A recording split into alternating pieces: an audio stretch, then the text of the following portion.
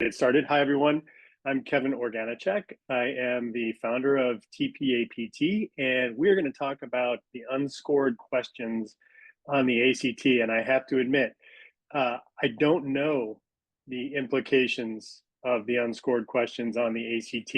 All I do know is that it's important and that Rachel Mead, our Associate Director of Tutor Training and the founder of Enhanced Test Prep, co-founder of Enhanced Test Prep, knows and deconstructed the test, and it has lots of important information for all of you ACT tutors out there. So without further ado, Rachel, let me turn it over to you.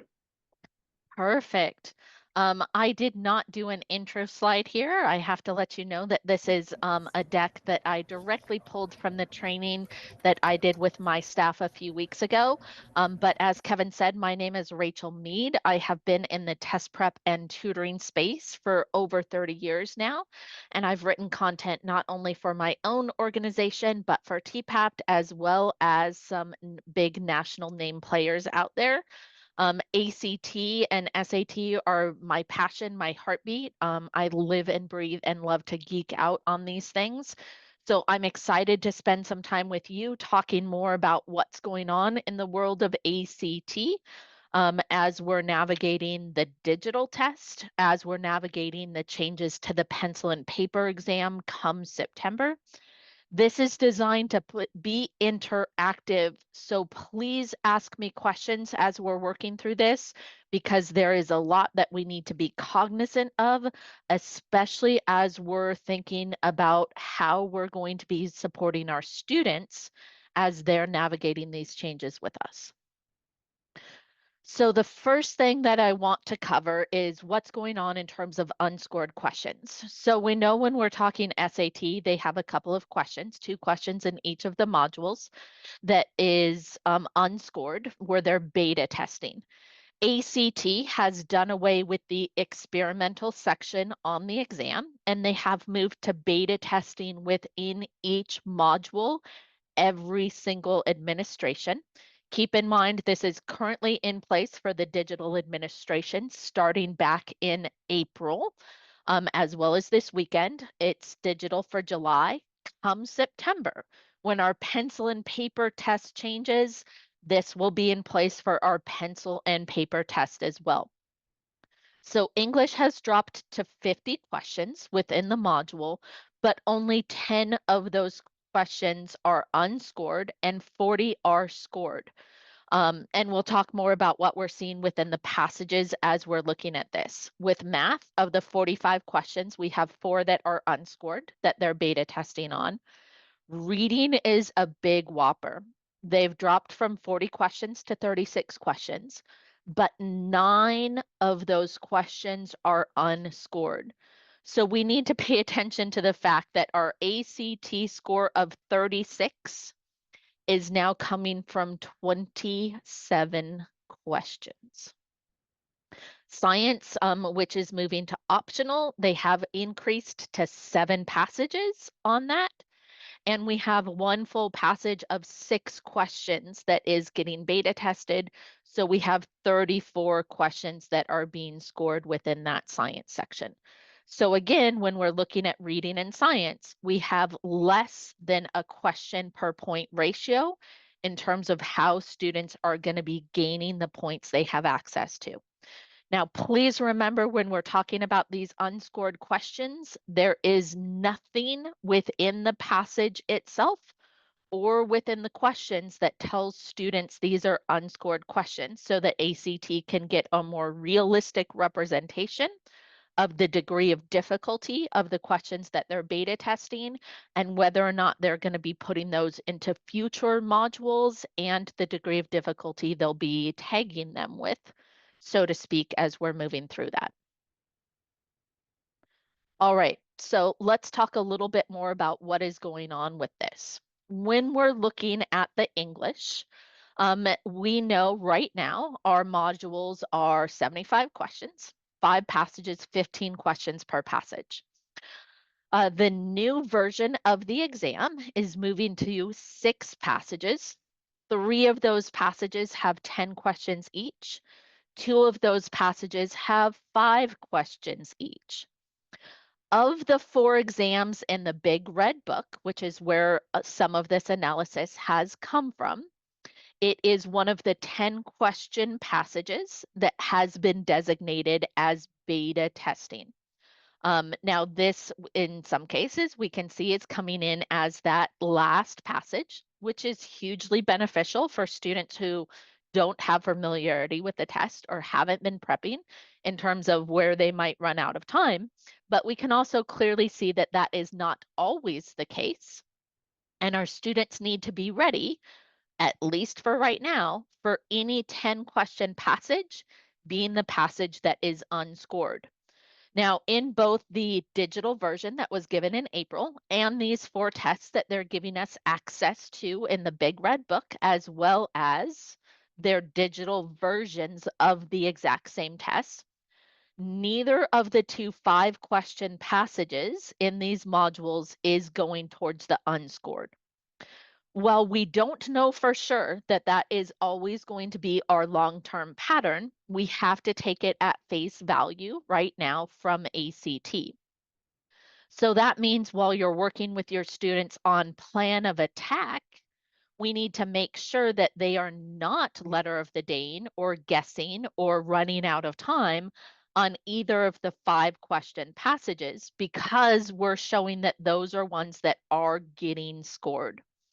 So again, you need to make sure you're working in that into the plan, because if we were to take a look at this top example, and if your students are running tight on time, which we know happens to many students, and they were to run out of time on those last 5 questions, well, they're now dropping to only 35 of the 50 questions within there that are getting scored if they're not using their time effectively of hedging the bets on where those unscored or beta tested questions are. Do we have any questions on that, Kevin, before I move on? So no questions in the chat. I Nope. have a question. Yes. So you said during each of your analyses here, the 10 question reading section was one of the beta tests. Do we know that it will always be the 10 section, or are we just going by what we've seen so far in the Big We're Red Book? we're going off of the 4 in the Big Red Book. And again, it's important to know that ACT went from 6 in the Big Red Book to 4 in the Big Red Book. It does say that it gives you access to 4 exams in a digital platform as well, but those exams are the same ones as the pencil and paper copy in the Big Red Book. So Gotcha. there's fewer official materials being released from ACT right now than we've had before, because we're used to having 6 tests in that Big Red Book. This is also taking into account the score reports from the digital exam that was given in April. Now, we don't have score reports from June yet, as that test is happening this weekend, but this is something that we will continue to monitor and update. So there is no official word from ACT on where their 10 beta testing questions are coming from, but the analysis of the tests that they're giving us access to right now says they are not coming from either of the 5 question passages. Gotcha. And Haley has a question. Haley, do you want to unmute and ask a question? Yeah, I was just gonna let you guys know, the chat is disabled for us, so we cannot ask questions in the chat. You would have to do it auditorily. Oh, thanks, Haley. Mhm. All right. Okay, so let's go ahead and let's move on from there. This does analyze question distribution on average count of the previously released exams from ACT, both those in all of the last 5 Big Red Books, as well as those from the ones where students have been able to access their test She ain't gonna be around that much longer. itself. So I've got the old version up here on the right-hand side, where we can see punctuation was tested a little bit over 15 questions of the 75 that were given. So keep in mind here, I'm not taking into account the distribution of those that are beta tested, because if it's any 10 question passage, we need to be ready for that anywhere. But knowing that our question count dropped from 75 to 50 of what the students saw, we are seeing some different distribution in terms of what ACT is saying their point of emphasis is.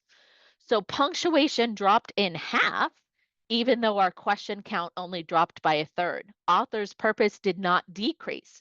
Insert, delete, move questions barely decreased. So they're coming back and they're emphasizing the rhetorical skills more within the new version of the ACT than they have within the old version of the ACT. Now, with the tests in the Big Red Book, as well as the last score report from the June Digital, there have not been any preposition questions that ACT is showing us as of yet. Previously, we saw about 2 preposition questions on average per exam. Other than that, all of our other question types that they have asked us previously are continuing to show up. So we don't necessarily want to dramatically change what we are instructing with our students.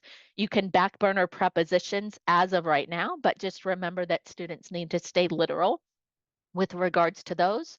But if you are in a tighter timeline with students where they're testing sooner rather than later, I would prioritize your rhetorical skills questions to make sure you're hitting those author's purpose and your insert, delete, move ahead of your grammar-based questions, again, because of how often they are showing up for the students.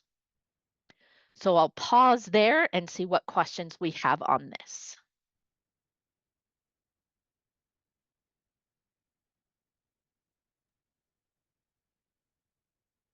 All right, again, my averages on the right-hand side are coming from over 30 official ACTs since it changed back in like 16 that I have analyzed as well too. We do have one question. Yes. And it actually came through the chat, so I'm not sure Oh, what's going on with okay. the chat. But yeah, Lily wants to know about RS questions.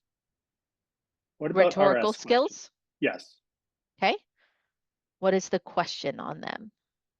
It's Lily, do you want to unmute and ask your question? Sure, sorry about that. I don't see where I can raise my hand. Beg your pardon. You say author's purpose and insert, delete, and move make up 10 and 7. But what about the other types of rhetorical skills questions? Like which one would most specific or et cetera, et cetera? So you might be referring to the different styles of author's purpose questions. So there's 6 different styles of author's purpose questions that we've seen on the previous exams. Did the author complete this task? If the author were to do this, what would happen, right? So those questions are really coming into focus on what the author is doing and why. Right. I mean also thank you. I mean also the rhetorical skills questions that ask which choice most specifically explains blah, blah, blah. Like I consider those also rhetorical skills. Are those part of this new test? So if you're asking about potential words in context questions where they're saying which word demonstrates this thing, I did group those under the words in context because they do have to have the understanding of those. So words in context can also certainly be a rhetorical skills question that comes into play there rather than a grammar-based question. Your concise can go either way, depending upon what that looks like also. Keep in mind that with the concise questions, we're used to seeing both what avoids repetition and what is the most shortest version of saying this same thing. There is different phrasing on some of the concise questions now, where students don't have to be on the lookout for those as formally, because it does come through and ask questions like, which one of these is the most concise, or which one of these is the least redundant? So they're not having to recognize them on their own anymore. But rhetorical skills as a whole is increasing in its percentage count from our old to our new with our distribution. Thank you. Mhm. Looks like Deirdre has a question. Deirdre, do you want to unmute? Yes, thank you. So my question is about, I know there's not that many practice tests in the enhanced format available, but were there differences between each of them in terms of the distribution of the questions, or they were all close? So all 4 of the tests in the new Big Red Book, and the new book, I'm meaning the 25-26 version, all 4 of the tests in there are not new tests. They are previous tests that have been used, that have been truncated and or morphed. So for example, knowing that we now have 7 science passages, they're taking 6 passages from a previous test, all 6 of the same ones. They're dropping a question off of them and they're bringing in another science passage from another test. So nothing is new in terms of the reading passages, the English passages, the science passages, the math questions. Every single thing in the Big Red Book is recycled and reused from a previous in a truncated version. Thank you. I'm not sure if that answers your question. That's helpful to know. Okay. But the question is, sorry, I'll rephrase and clarify. Let's say I've actually taken practice test 4 in the Big Red Book, and much of it was familiar. I mean, if I took practice test 4, and let's say I saw, I don't remember exactly how many, but 10 punctuation questions. If I were to take tests 1, 2, and 3, am I seeing 10 on those as well, or was there variance within the different topics within the different tests? There is some variance. There's always some variance because, again, that's why we're looking at an average here. We can't say that every single English passage or English section used to have 15 punctuation questions. It would normally range from like 11 up to 18 or so, give or take. So there is some variance here, but it's not drastic enough. Again, we do have it broken down for all 4 tests individually. But there were no drastic spreads within these 4 across the board. Again, especially knowing that it is all coming from previously released exams. But yeah, we know on any one exam that a student can take, there is going to be some minor fluctuation between any type of question count and their categories, definitely. But yes, as a whole, across these 4 exams, it was an average of 7.5 punctuation questions. So again, that tells you, oh, if one was 10, I'm not sure there were any that were quite that high. There might have been, I'd have to go back and look. Then we'd see another one come in at 5. Thank you. Yes. All right, in terms of the math, there is a slight decrease in the Algebra 2 skills as a percentage of the content. There is a slight increase in the coordinate and plane geometry and the trig. We are seeing 1 to 2 trig questions rather than the 3 to 4, but again, looking at the decrease in the math, it is comparable. Our pre-algebra and our algebra 1 stay pretty constant. And then in terms of the unscored questions and where they're coming from, the test writers, at least for right now, seem to be pretty even in terms of the distribution of the degree of difficulty that they're testing.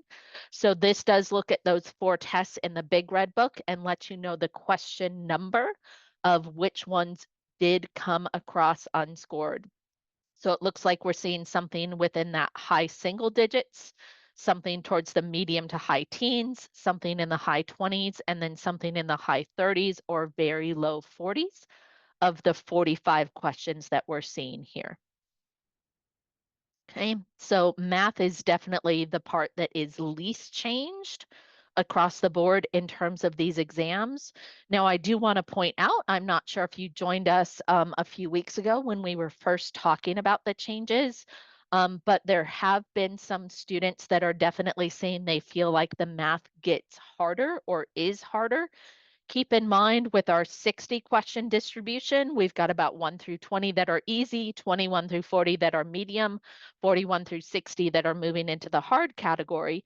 So now if we're dropping to 15, 15, and 15, well, once that student hits 30, then their questions are jumping up to your harder degree of difficulty or your more time consuming, your more advanced skills, where they weren't seeing that until 41 before. So because we have fewer questions, the climb in terms of that increase is going to be steeper.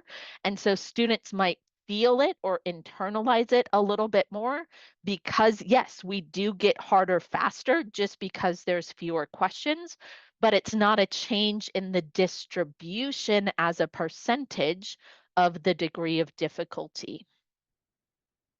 Questions here? Hey, this is Megan. I was just gonna say, first of all, oh my gosh, thank you. It's lovely that someone had time to do this bit. So thanks for saving me some brain power. Totally appreciate it as I'm still in finals, test prep, and summer mode. But I just shared to Kevin in the Kevin's direct chat exactly the breakdown of the 4 tests in the big red book, what tests they come from. A colleague of mine put this together and it's kind of magical. So you can see like what came from July of 2020 versus what came from 2009.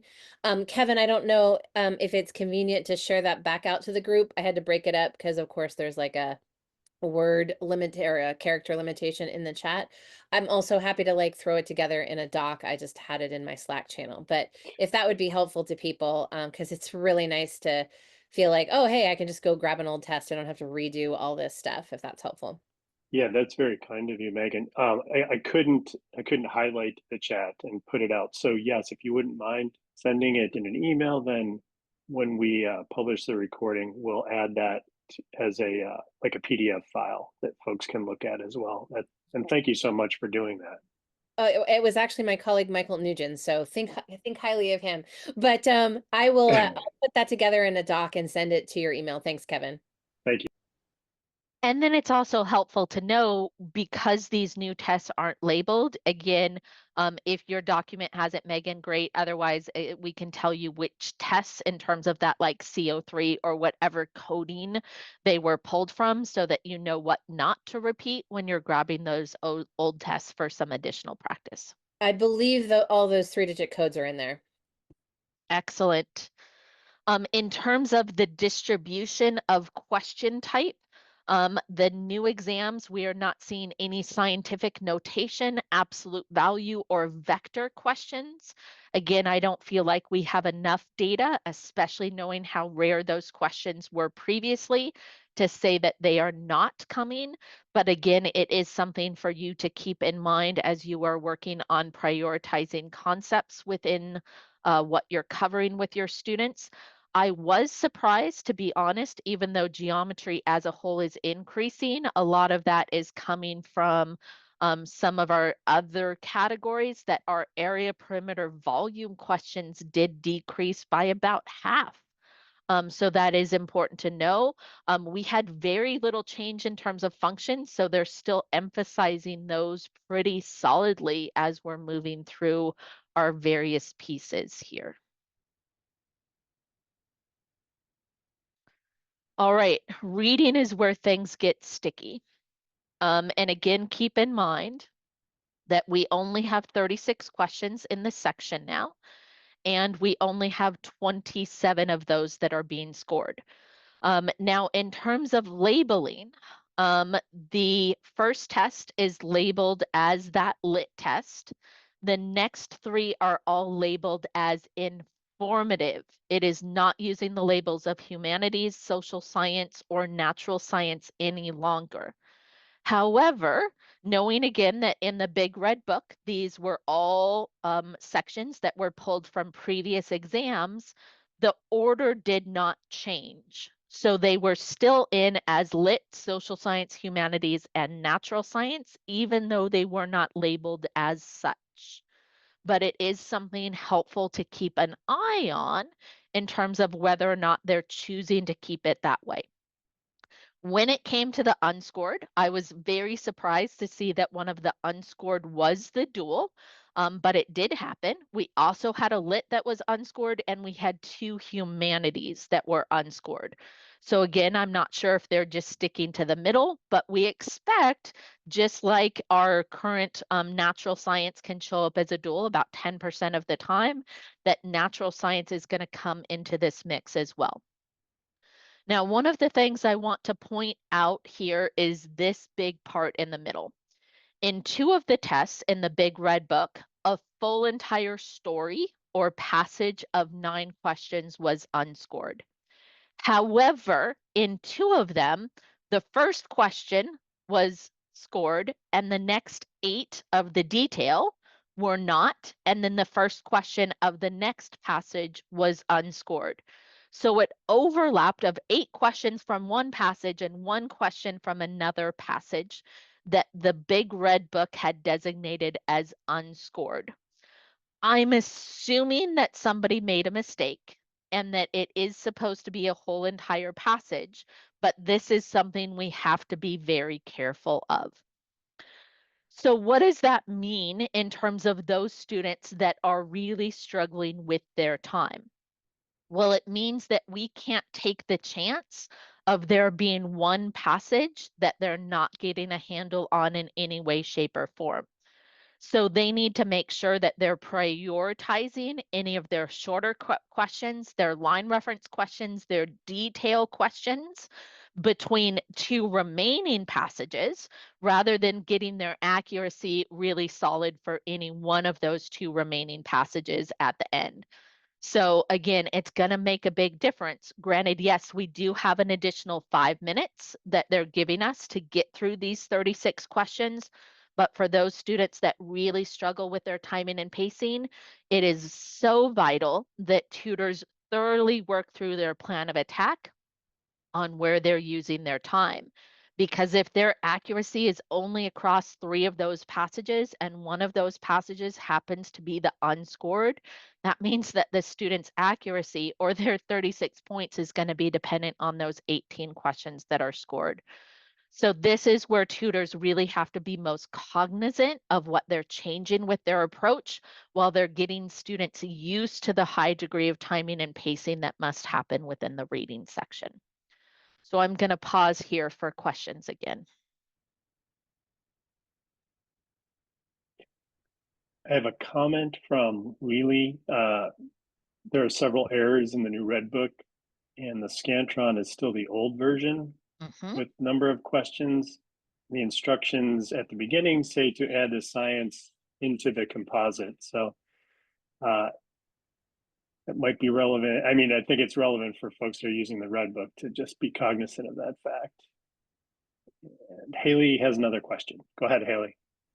Thanks. I'm pretty sure I know the answer to this, but I want to articulate it anyways.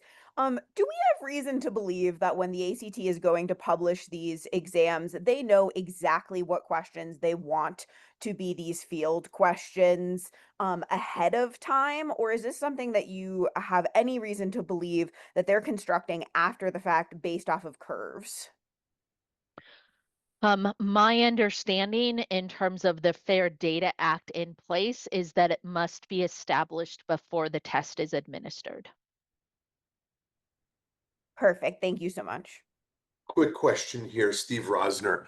So just to clarify, there are 36 questions on the ACT reading, and 27 of those 36 will count. 9 will be experimental, and we'll never know, nor will the student know, which of those 9 questions are experimental. Is that correct? Unless it is one of the test dates where their score report can be released to them, then it will indicate on there that they are unscored.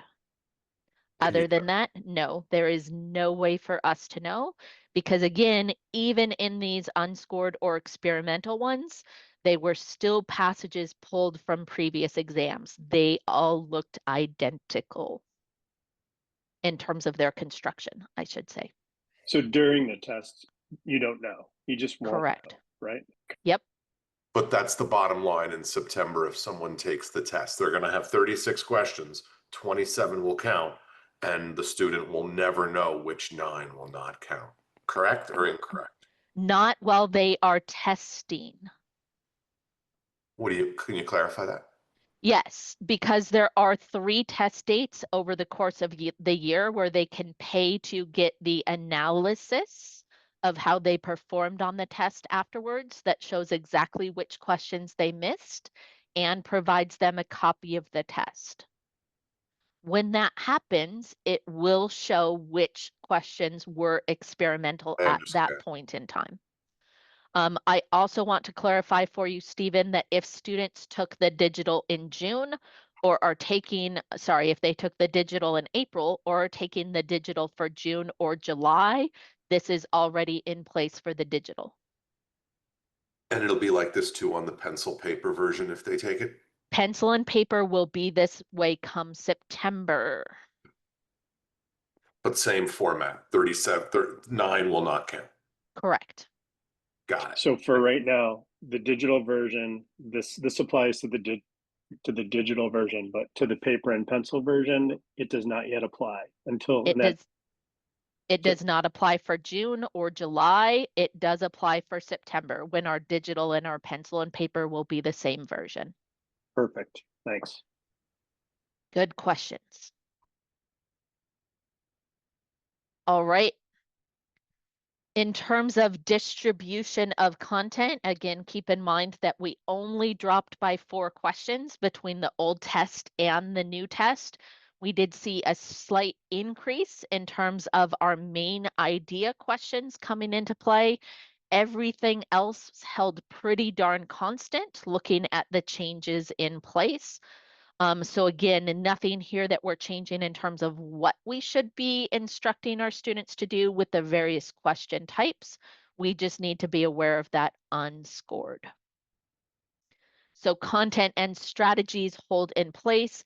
Game plan of attack within the exam is going to adjust on that reading.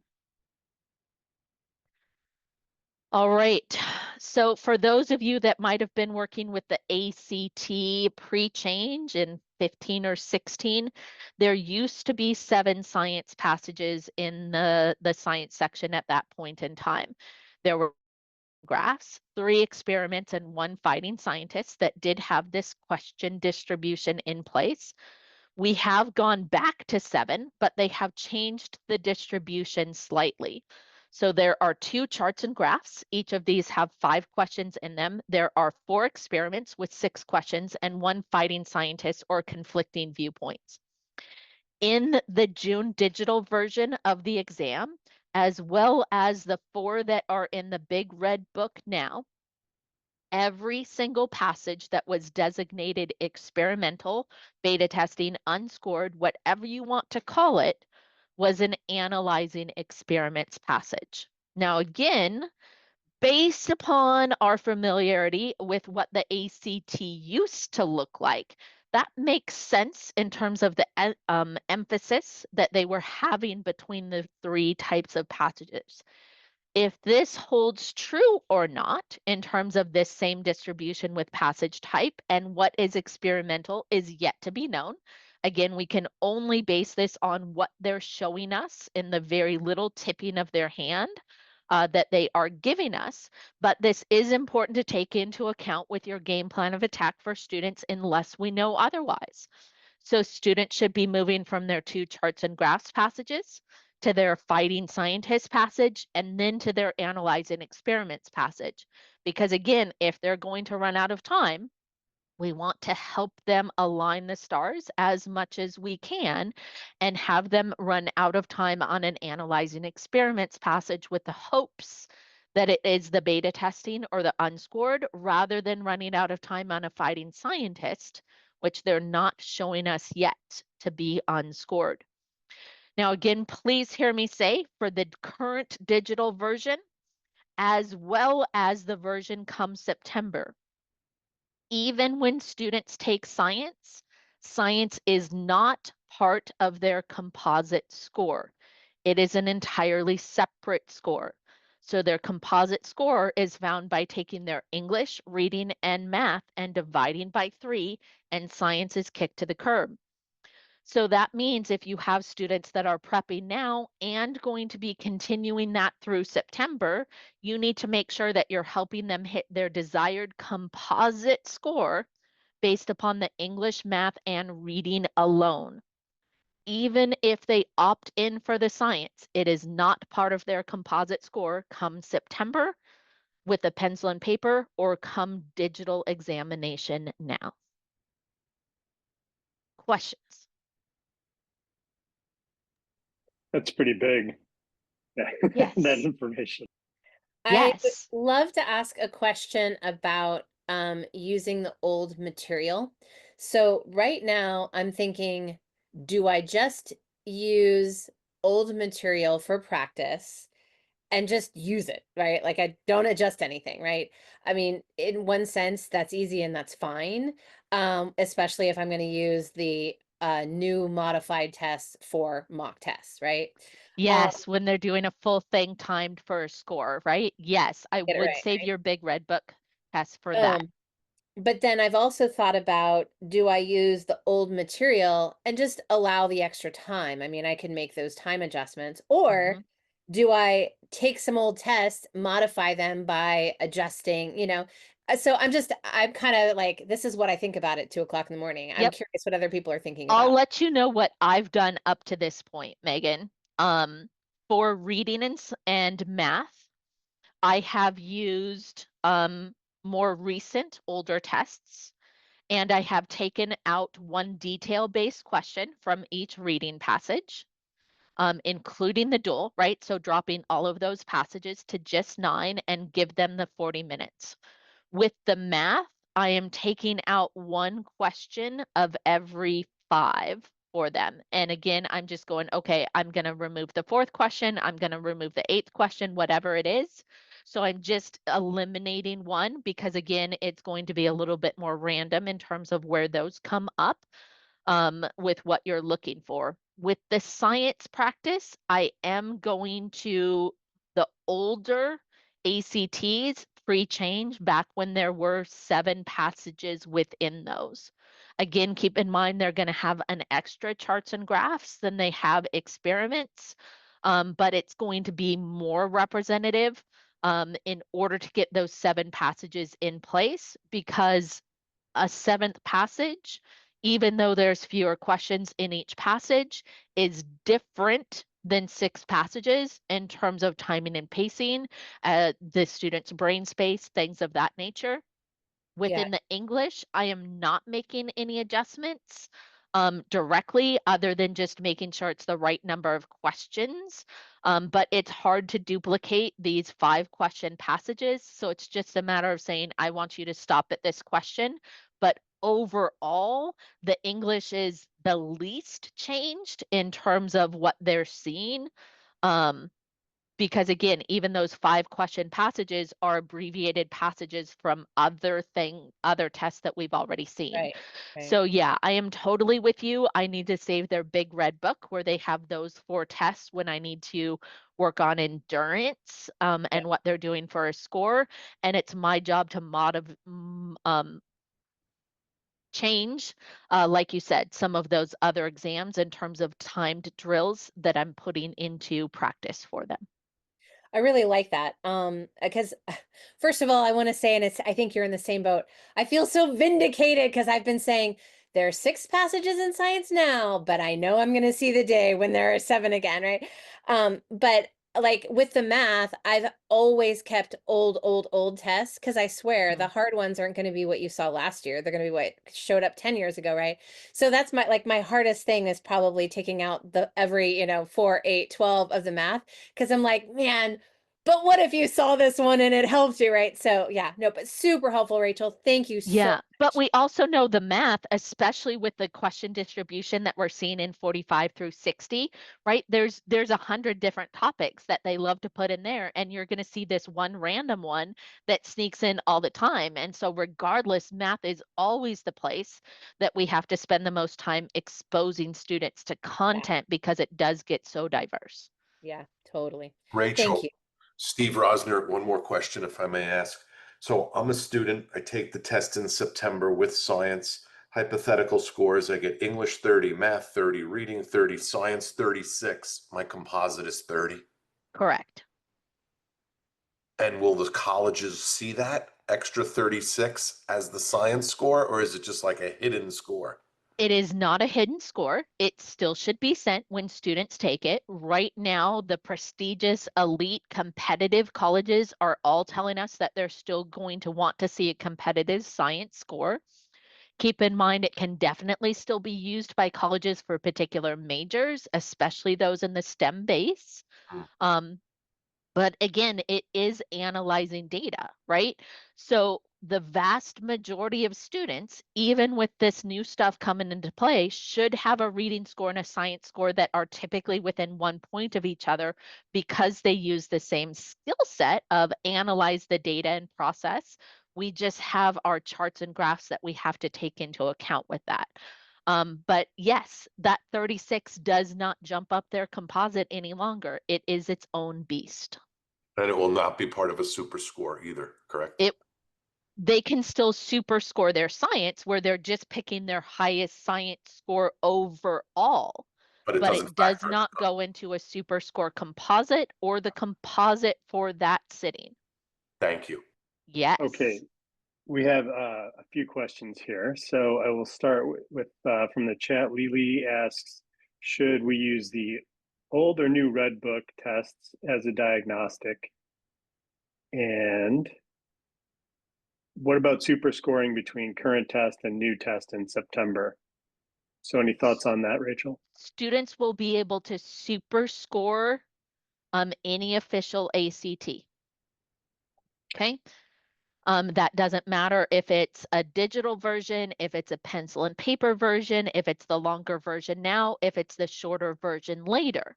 The only thing that happens is once the student takes the digital or once the student takes the September, regardless of which version they take, their science is no longer part of their composite and will not come into play in terms of super scoring in any way, shape, or form. So students have to be done by July if they are using, and that needs to be the pencil and paper July, if they are using the science as part of their composite score. Gotcha. Okay, and Andrew has his hand raised. So go ahead, Andrew. Oh, thank you. Thanks, Rachel. What I was wondering is like if I have a student say who takes the test in, tomorrow or Saturday, and then takes it again in September. So one with the science, the composite's going to report the science score, and then of course without the science, will basically both will he be able to when he applies in the fall report a composite with the science from June, or because he's taking September, it suddenly just drops off? And so, like in Yes. Stephen's example, it'd be a 30. Come September, the composite is the average of 3 and only 3. And once a student takes the shorter version of the ACT, regardless of when they take it. So if you had a student, let's say they took the June digital, the science was optional. Their composite, as they move forward, even if they take the longer versions of the test, is still math, reading, and English only. Okay, so a Okay. student must be done by July and have not taken the digital test by that point in time in order for science to be part of their composite. End of story. Okay. So if the student never takes, say, September, then if he starts submitting applications in October, he'll still have science as part of his composite. If July was their latest test date and they only took pencil and paper, yes, then their composite is still reported as an average of 4 scores, not an average of 3. Okay, great. Thank you. Mm-hmm. Anything else for me, Kevin? It looks good now. These are Okay. good questions. All right. When it comes to distribution, remember that science is not adjusting the number of questions. It is still 40 questions. They are, however, giving the students 5 more minutes. So it is coming up to play for 40 minutes rather than 35 minutes. There was a small jump in our science knowledge questions, but I will tell you a lot of that had to do with conversions, meaning maybe the table gives them in grams and it's asking them something about kilograms. There were not major adjustments to their science knowledge in terms of things that we have seen before, like our pH scale or photosynthesis or some of those other topics. This increase, based upon what I've evaluated, is coming directly from a student has to have their conversions of units down. Okay. All right. Here's where it gets a little bit ugly, guys. We know ACT in its current form, the reading and the science have steep bell curves. The next 2 slides I'm sharing with you as we wrap up today are showing you the bell curves of the tests in the big red book now. So remember, when we're looking at our reading, 27 questions is equaling a score of 36. But look what happens if a student misses 4 questions. They are dropping down to a 30. We can also see some horrific things happening within the English at the same time. Student misses 5 questions in the English now, and they're dropping to barely hanging on to the 30s, if that. So the precision and the near perfectness that students need to demonstrate, in particular in the English and the reading sections, is impeccable. There is no room for I misread that, I made a careless error, any of that. If they're missing a question, it better be because they just didn't understand the question. So while it seems to be nitpicky, and we know that careless errors happen as tutors, it is vital that we help students understand the impact. However, these bell curves can also destroy their confidence. And so we want to make sure that we're working on the appropriate phrasing to diminish that as much as possible. And here's an example. Oh, well, based upon your degree of accuracy here and missing those 5 questions in English, your score dropped all the way down to a 29. You know what? If you were to fix 2 of those errors that you had in English and get 2 more questions right, your score is going to jump from a 29 to a 33. One way is defeating, the other way is empowering. So instead of focusing in on what the impact is doing to the student, focus on the reverse and what the change or the increase can do to their score, so that we are working on helping these students stay motivated. Okay, we have the same bell curve for the other tests coming into play. I wanted to show you that they are no different, and they are just ugly brutal in terms of the places that we see scores not available and the impact that is being had based upon how many questions are being beta tested on these exams. All right, let's end our time with any additional questions.